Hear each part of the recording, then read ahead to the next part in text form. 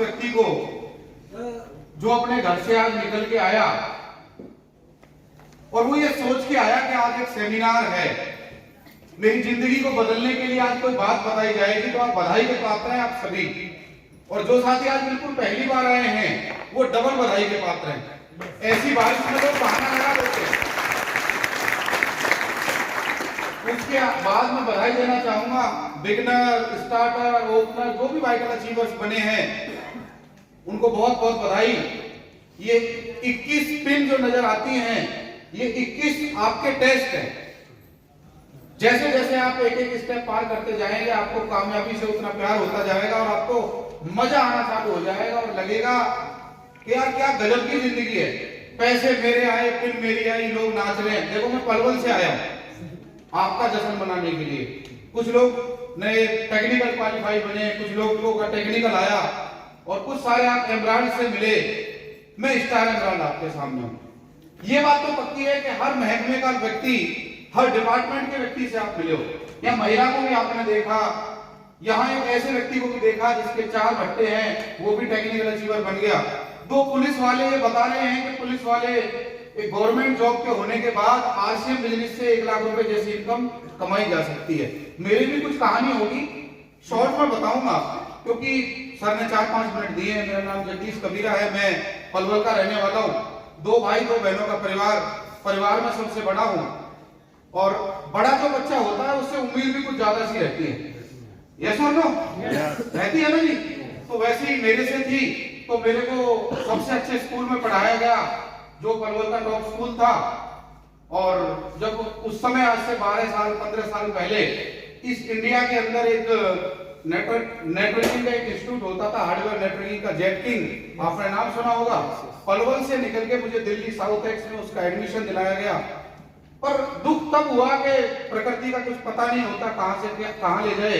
उसी दौरान पिताजी की नौकरी चली गई और मरता क्या ना करता, कंप्यूटर के साथ साथ, पढ़ाई के साथ साथ, बीकॉम सेकेंड ईयर में पढ़ने के साथ साथ मुझे कंप्यूटर का काम करना पड़ गया।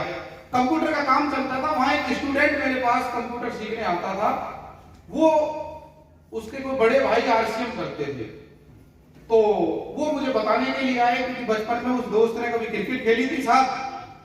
अब स्टूडेंट यदि समझाए और टीचर समझ जाए तो ईगो आगे आएगी या नहीं आएगी? yes.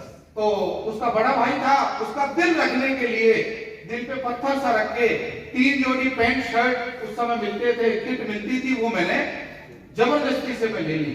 करने का कोई इरादा नहीं। ऐसे कामों को मैं ये समझता था कि अनपढ़ या फिर ऐसे ही लोगों का काम है। ऐसे ही तो समझ रहे हो ना जी। आज समय कम है इसलिए मैं इसकी डेफिनेशन नहीं दूंगा, ये ऐसे ही लोगों का काम है। बात आई गई हो गई। संडे वाले दिन पर पलवल के अंदर मार्केट बंद रहती है और संडे वाले दिन मेरा केवल एक काम होता था, क्रिकेट खेलने का। यहाँ कुछ क्रिकेट के शौकीन बैठे होंगे, बैठे हैं सर? तो वो क्रिकेट खेलने का काम होता था और मुझे अच्छी तरह ध्यान है कि सेमिनार संडे में ही रहते हैं। ऐसा ही है ना जी। और आप जानते हो कि क्रिकेट जब खेलता है कोई तो कितनी दिमागी होती है, फोन किसी और के पास। वो मुझे दिन याद आ रहा है और मैं आपको शाबाशी क्यों देना चाहता हूं कि वो दिन था जब मैं क्रिकेट के ग्राउंड में था। सुनील सर का फोन मेरे फोन पे आ रहा है, फोन किसी और के पास, मैं क्रिकेट ग्राउंड में, और किसी ने उठाया कि किससे बात करनी है? उससे बात करनी है, वो तो बैटिंग कर रहा है। अगर आप होते तो ऐसे में क्या करते? आप ये समझते कि खेल रहा है तो खेलने से फिर कभी देखेंगे। पर मैं सर का पड़ोसी हूं, तो सब उसी ग्राउंड में पहुंच गए क्योंकि ठिकाने तो सारे पते थे। उस ग्राउंड में पहुंच गए और वहां से सर मोटरसाइकिल चला रहे थे, एक रतन जी बैठे थे, मुझे बीच में बैठाया और मुझे जबरदस्ती सेमिनार में ले जाके पटक दिया। यहाँ भी कुछ लोग पटके गए होंगे आज बारिश में भी, जिनको किडनैप सा करके लाया गया होगा। और मैं पीछे वाली सीट पे बैठा था, पीछे की शायद 1-2 लाइनों में। वो इसीलिए बैठा था कि समझ में आए तो ठीक, नहीं आए तो पीछे से उठ के फोन में लगे रहो या इधर उधर जाया जा सकता है। ऐसा ही होता है ना जी। लोग आते जा रहे थे, कोई कुछ बता रहा था, कोई कुछ बता रहा था, मैं हंसता जा रहा था कि मैं बीकॉम में पढ़ता हूँ, 10th में मेरे 80% नंबर है, पढ़ाई लिखाई मैंने अच्छी कर ली, स्कूल का टॉपर में रह लिया। ये तो हालात ऐसे हैं। और ये आदमी जो बोल रहा है लास्ट वो वक्ता था, वो बोल रहा था मैं 10वीं फेल हूं और 50,000 रुपए महीने कमाता हूं आज से 12, 13, 14 साल पहले। तो आप बताओ विश्वास होगा कि नहीं होगा? अगर वो सच में आदमी है, और थोड़ा भी, क्योंकि मैं बीकॉम का स्टूडेंट हूं तो मैं अच्छी तरह बता सकता हूं, गणित लगाना जानता हूं कि यार ऐसा हो नहीं सकता कि 10वीं फेल, या तो 10वीं फेल नहीं है या ये 50,000 कमाता नहीं। ये टाई कोट वाले बहुत झूठ बोलते हैं। वो उतरा, मैंने इधर रंजीत जी बैठे थे, इधर सुनील सर बैठे थे, मैंने रंजीत जी को कहानी मानी क्योंकि वो मेरे दोस्त थे। मैंने कहा मुझे भरोसा नहीं है, 10-20 हजार तक तो ठीक था, पर 50,000 कोई फेंकने की कोई हद होती है? 50,000 मैं बीकॉम ये 10वीं फेल बता रहा है, ऐसा हो नहीं सकता। प्रोग्राम खत्म हुआ, मैंने जब सब चले गए तो मैंने रंजीत जी से कहा कि 2 मिनट बात करा दो, और मैंने उनसे केवल 2 ही सवाल पूछे थे। वही सवाल मैं हर स्टेज पे बोलता हूं। पहला कि सर मुझे भरोसा नहीं है, एक तो ये भरोसा नहीं है कि आप 10वीं फेल हो, और दूसरा भरोसा ये नहीं है कि आप 50,000 नहीं कमाते। तो उन्होंने कमाल की बात बोली थी, वो आप यहां से लेके जा सकते हो। उन्होंने बोला था कि 50,000 आते हैं मेरे, तो मैं आपको ये दिखा सकता हूं प्रूफ, ये आ रहे 10वीं में फेल हूं, मार्कशीट लेके घूमता नहीं हूं, आप अपना एड्रेस दे दो, मैं कोरियर पहुंचा दूंगा। और ये बात उसको चेक देखने के बाद 50,000 कुछ का, मेरा दिमाग खराब हो गया कि यार मेरी जिंदगी तो झंड है, कोई फायदा नहीं हुआ पढ़ाई का। ये 10वीं फेल आदमी 50,000, और मेरी मार्केट में औकात लगी है 77 रुपए रोज। कमाल की बात है ना।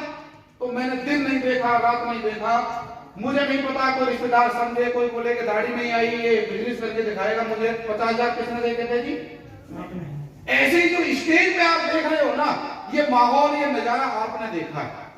यहाँ प्रोग्राम चला बहुत बढ़िया, आपने ताली बजाई, वैशाली जी की कहानी सुनी, सर की कहानी सुनी, और बहुत सारे लोगों की कहानी से आप इंप्रेस हुए होंगे, और मन में एक ख्याल आया होगा कि बस अब बहुत हो गया, अब तो शमशाद जी की तरह मैं भी गाड़ी लेके आऊंगा। पर जैसे ही आप इस हॉल से बाहर निकलोगे, घर जाओगे, लोग बाहर सुई लेके बैठे, और वो आपको पंचर करेंगे और बोलेंगे कि तू भी गया था क्या मीटिंग में? हेलो, तुझे पता है वहां पे बहुत झूठ बोला जाता है। मुझे एक बात बताओ, आप कॉमन सेंस यूज करो। यार 600 किलोमीटर से कोई आया था, हाथ खड़े कर रहे थे 3 लोग। सर 600 किलोमीटर से दूर आके, हो सकता है आपने 100 रुपए का पास लिया हो, 10-20 किलोमीटर बारिश में भीग के भी आए हो, पर 600 किलोमीटर दूर से जो व्यक्ति आया है इस प्रोग्राम को अटेंड करने के लिए, मुझे बताओ कि वो पागल तो नहीं हो सकता? इंडियन आर्मी से बताओ,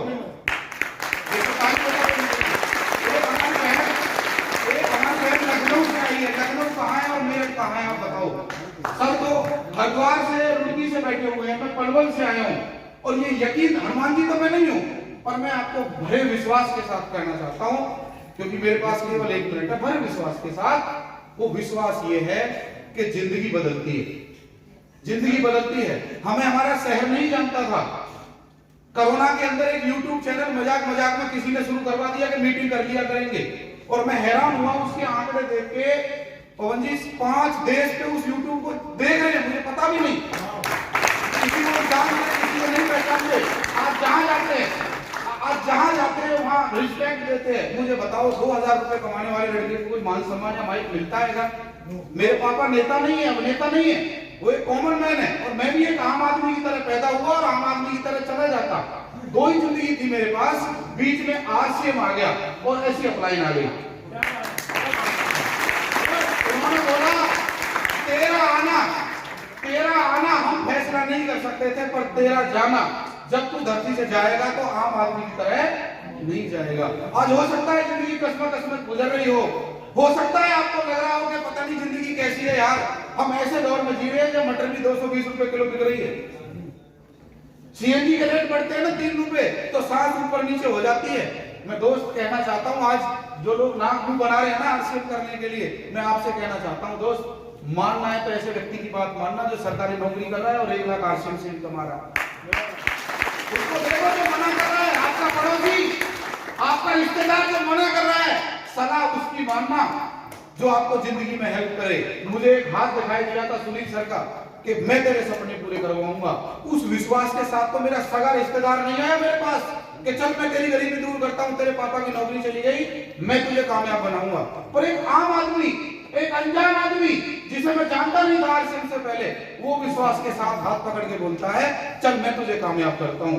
आज जिसके साथ भी आप आए हो ना, उसके साथ मीटिंग के बाद बैठना और अपने सपने लिखना और उसके साथ एक पेन दे देना उसके हाथ में और कागज पे लिखना कि सर मैं अपने इष्ट देव को साक्षी मान के, आपको गवाह बना के मैं अपनी जिंदगी आपके नाम करता हूं और आपकी एक ड्यूटी लगाता हूं, ये सपने आपको पूरे करवाने हैं।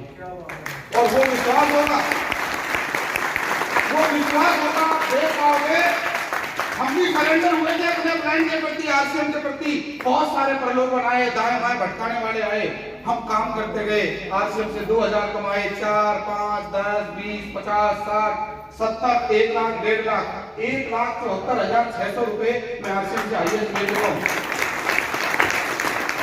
आरसीएम से 85 लाख रुपए कमा चुका हूं। आईटीआर ग्रुप मेरे बैग में रखा है, ऐसे नहीं, हवा में नहीं। क्योंकि मैं इस बात को जानता हूं कि पैसा आना और हर महीने आने की वैल्यू क्या है। फुल टाइम आरसीएम करता हूं और मेरे पास काम करने का और कोई जरिया नहीं है।